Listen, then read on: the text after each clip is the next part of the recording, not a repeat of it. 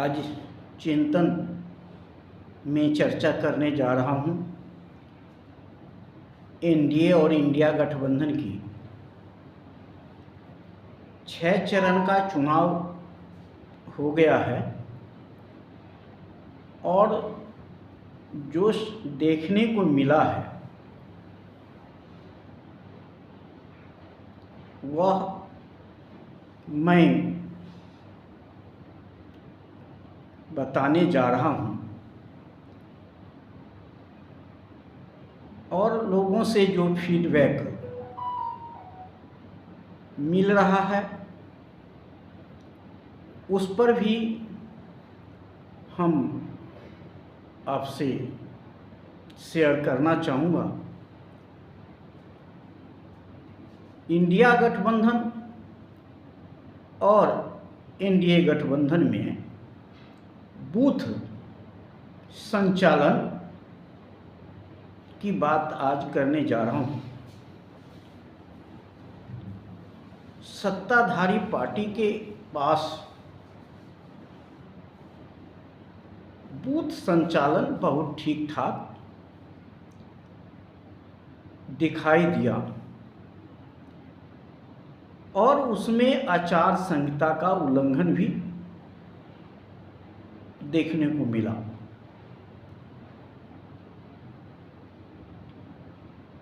उसे कोई भी रोकने वाला भी नहीं था।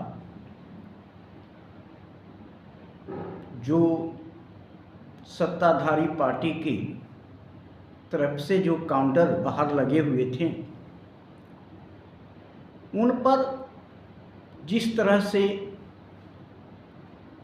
पार्टी का झंडा, टोपी और बैनर लगे हुए थे उस प्रकार इंडिया गठबंधन के टेबल पर दिखाई नहीं दिया। जिस तरह से संख्या बल भी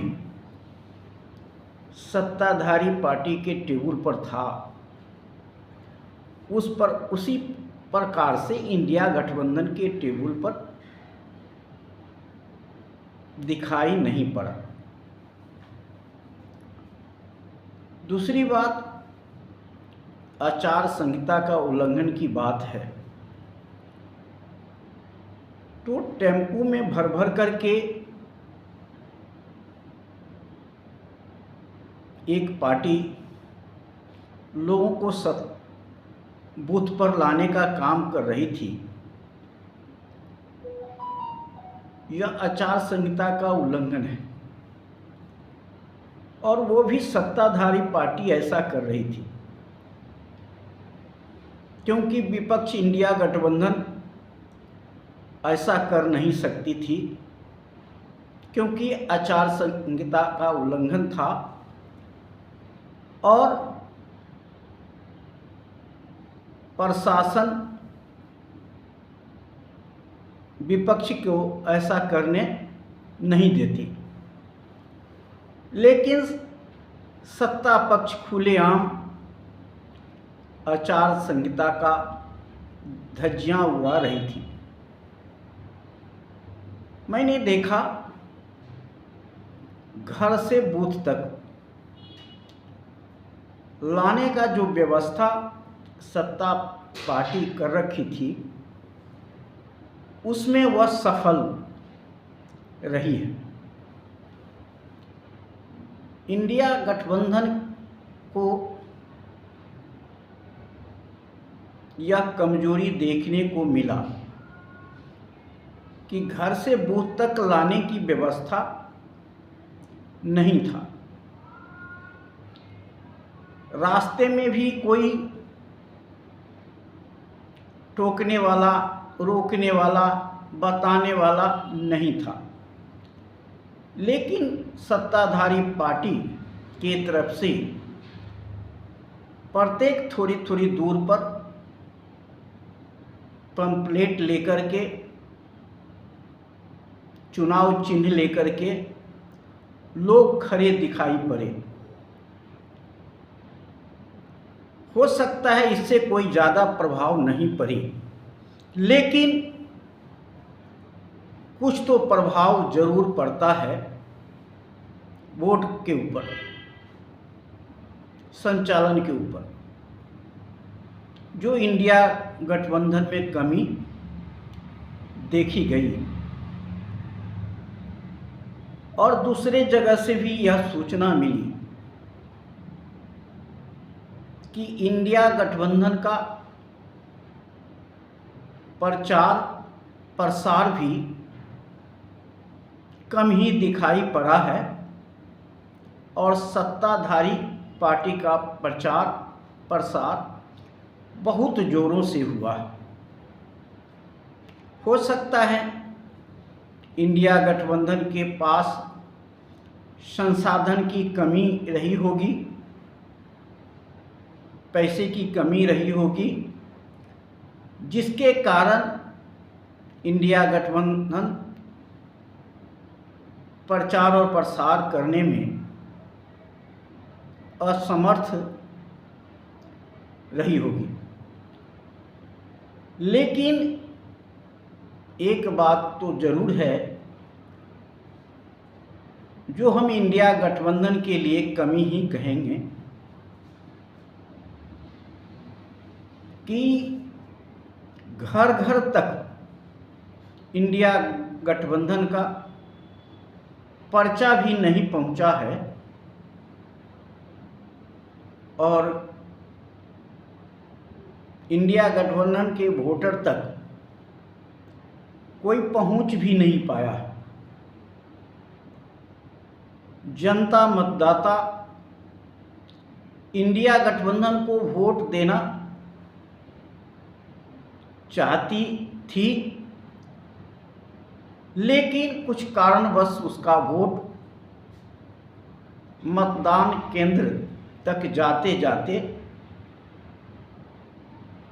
प्रभावित हो गया होगा, ऐसा हम उम्मीद करते हैं।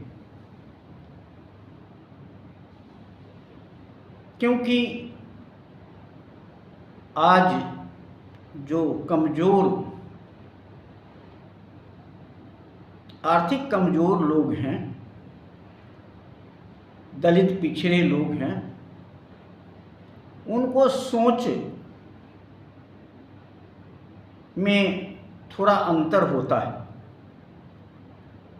वह सोचते हैं कि हमारे दरवाजे पर हमसे वोट मांगने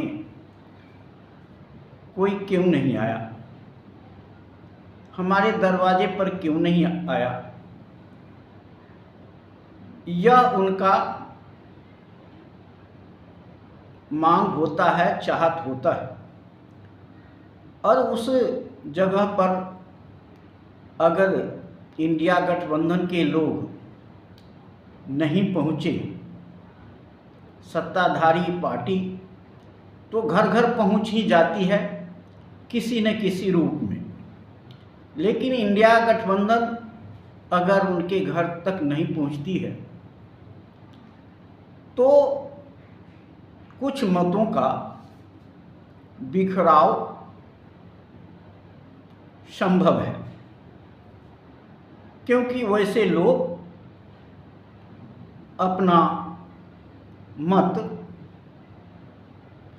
उस समय भी बदल देते हैं। यह कमी शायद इस चुनाव में देखने को मिला है। सत्ताधारी पार्टी के रैलियों में जो भीड़ होती है वह संसाधन के बल पे होती है, लेकिन विपक्ष के रैलियों में जो भीड़ होती है वो जनता के चाहत के मुताबिक होती है। जनता खुशी से जाती है और जो सत्ताधारी पार्टी से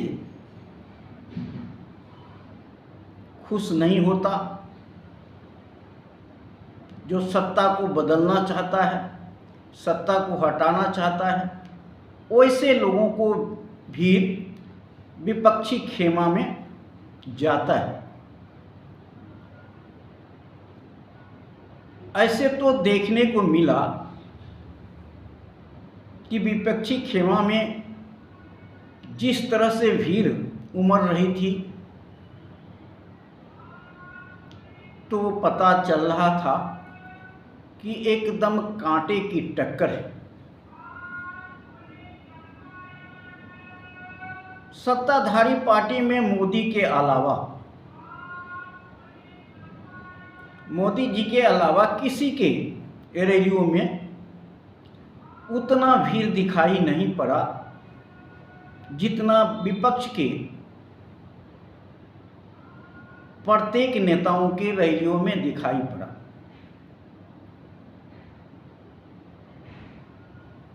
और इंडिया गठबंधन एकजुट होकर के इस लड़ाई को लड़ा है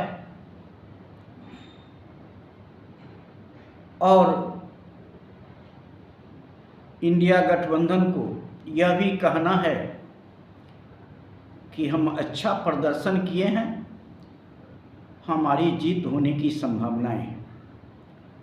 लेकिन जहां तक हम समझते हैं कि बूथ संचालन में कमी और सत्ताधारी पार्टी द्वारा आचार संहिता का उल्लंघन इंडिया गठबंधन को वोट को प्रभावित किया है, ऐसा दिखाई पड़ता है। अब तो आने वाले 4 तारीख को ही पता चलेगा कि रिजल्ट किसके पक्ष में है।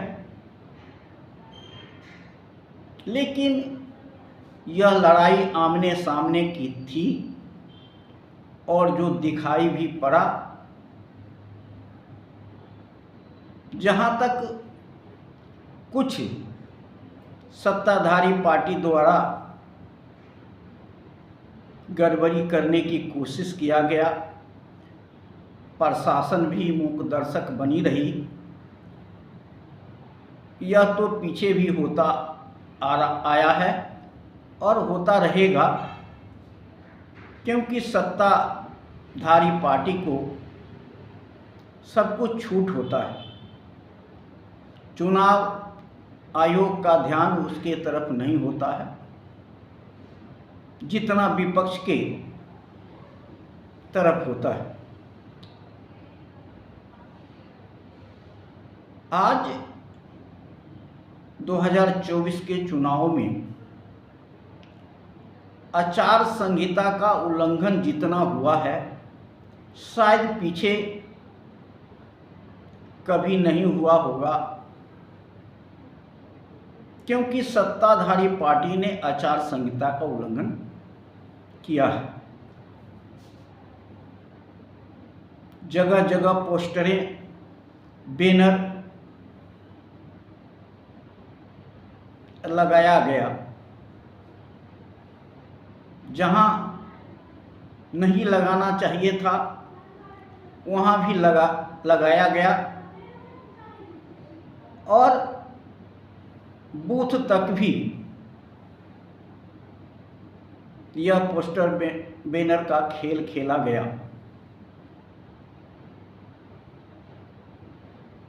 राम का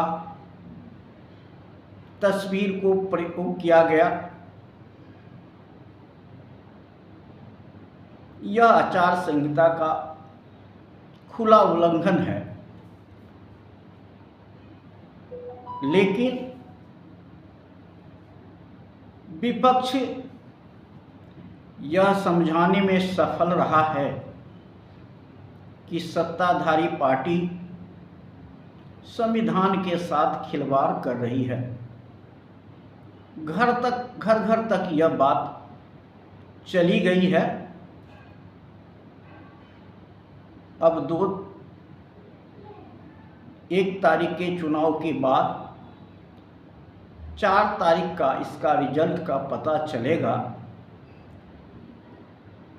कि सत्ता किसके साथ आएगी,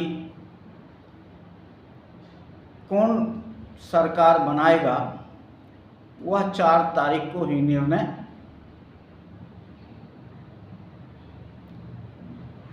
से पता चलेगा।